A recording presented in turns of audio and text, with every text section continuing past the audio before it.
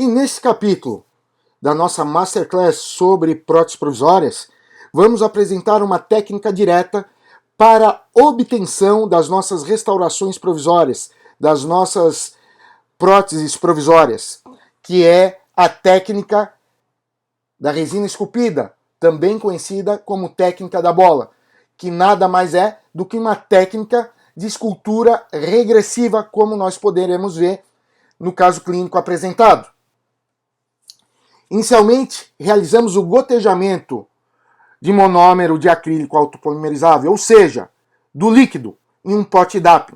Adicionamos o pó ao líquido e realizamos a sua manipulação, a sua mistura.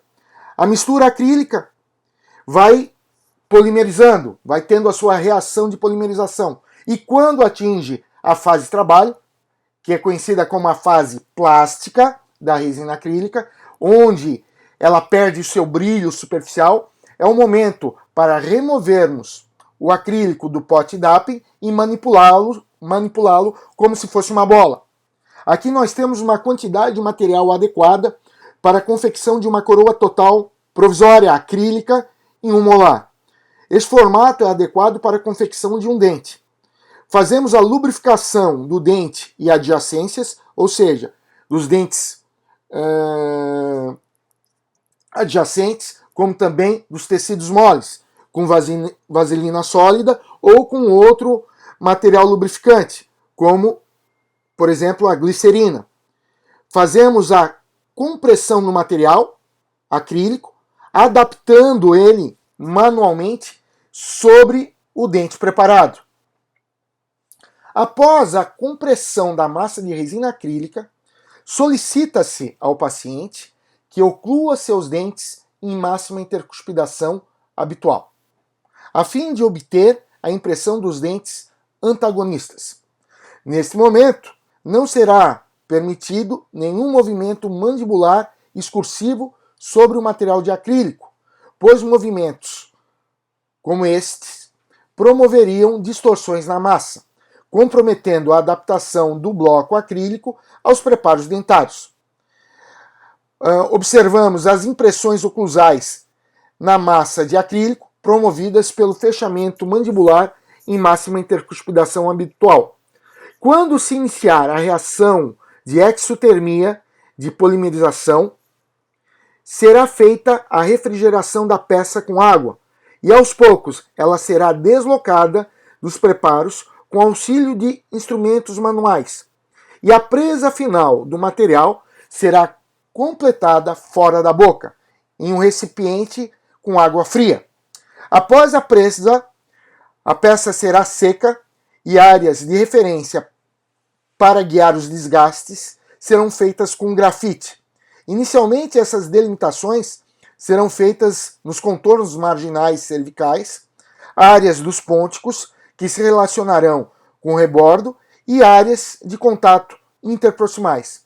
Todo o material acrílico que estiver fora dessas delimitações será interpretado como sobrecontorno e será eliminado com instrumentos rotatórios de desgaste e corte. Aqui nós podemos ver essa eliminação do excesso de material que está externamente às delimitações cervicais, sendo realizada com um disco diamantado e depois um ligeiro alívio interno com broca. Realizamos a eliminação de resíduos que porventura ainda possam estar no interior da coroa com instrumento manual.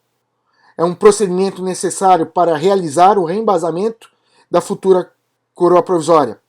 Fazemos a deposição da mistura acrílica no interior da coroa para a realização de reembasamento.